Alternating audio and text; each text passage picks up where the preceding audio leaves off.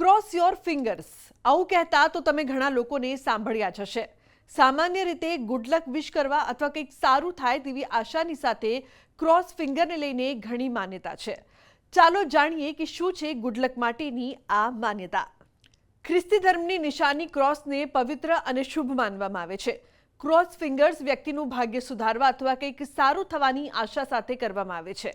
એવું કહેવાય છે કે તેના માટે બે લોકોની જરૂર છે અને તેઓ જોડી સાથે તેના અંગૂઠાને સ્પર્શ કરે છે અને ક્રોસ બનાવે છે। ક્રોસ ફિંગર્સને લઈને કેટલીક માન્યતાઓ છે। ખ્રિસ્તી ધર્મમાં ક્રોસને શક્તિશાળી પ્રતીક માનવામાં આવે છે।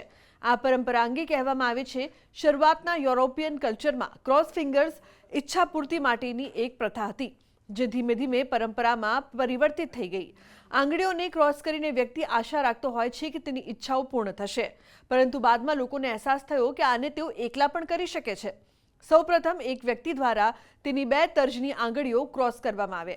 આનાથી આ એક હાથની પ્રથા બની ગઈ, જે આજે પણ ઉપયોગમાં લેવાય છે। ગુડલક માટે પ્રાચીન કાળમાં ઘણી માન્યતાઓ રહેલી છે। જો માણસની સાથે ભાગ્યનો સાથ હોય તો તેઓ જીવનમાં કંઈ પણ હાંસલ કરી શકે છે। કહેવાય છે, જે મહેનતથી નથી મળતું તે નસીબથી મળી જાય છે। ઘણી વખત જોયું હશે કે લોકો ગુડલકને આકર્ષવા માટે ક્રોસ ફિંગર્સનો સહારો પણ લેતા હોય છે। આયુર્વેદની અંદર હાથની મુદ્રાઓ દ્વારા પણ તમે તમારા માનસિક ચિંતાને દૂર કરી શકો છો।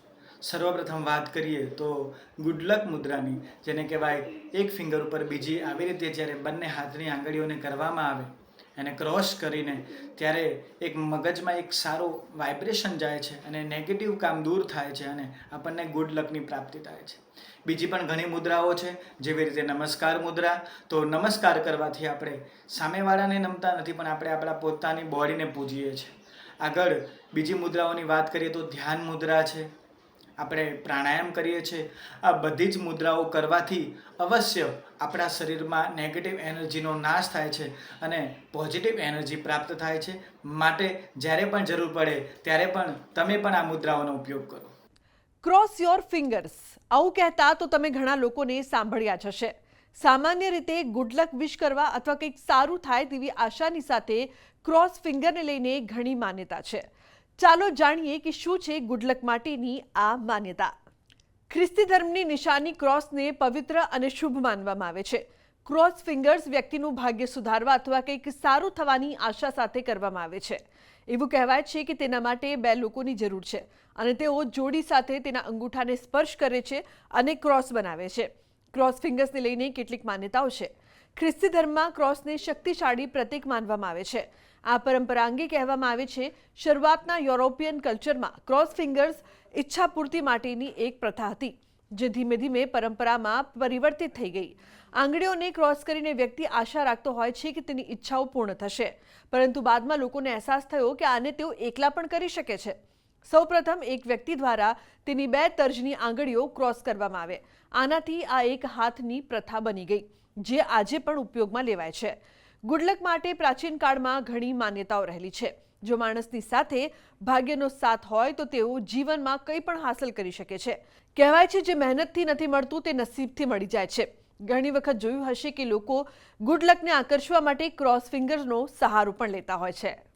આયુર્વેદની અંદર હાથની મુદ્રાઓ દ્વારા પણ તમે તમારા માનસિક ચિંતાને દૂર કરી શકો છો। સર્વપ્રથમ વાત કરીએ તો ગુડલક મુદ્રાની, જેને કહેવાય એક ફિંગર ઉપર બીજી, આવી રીતે જ્યારે બંને હાથની આંગળીઓને કરવામાં આવે અને ક્રોસ કરીને ત્યારે એક મગજમાં એક સારો વાઇબ્રેશન જાય છે અને નેગેટિવ કામ દૂર થાય છે અને આપણને ગુડ લકની પ્રાપ્તિ થાય છે। બીજી પણ ઘણી મુદ્રાઓ છે, જેવી રીતે નમસ્કાર મુદ્રા। તો નમસ્કાર કરવાથી આપણે સામેવાળાને નમતા નથી, પણ આપણે આપણા પોતાની બોડીને પૂજીએ છીએ। આગળ બીજી મુદ્રાઓની વાત કરીએ તો ધ્યાન મુદ્રા છે, આપણે પ્રાણાયામ કરીએ છીએ। આ બધી જ મુદ્રાઓ કરવાથી અવશ્ય આપણા શરીરમાં નેગેટિવ એનર્જીનો નાશ થાય છે અને પોઝિટિવ એનર્જી પ્રાપ્ત થાય છે। માટે જ્યારે પણ જરૂર પડે ત્યારે પણ તમે પણ આ મુદ્રાઓનો ઉપયોગ કરો।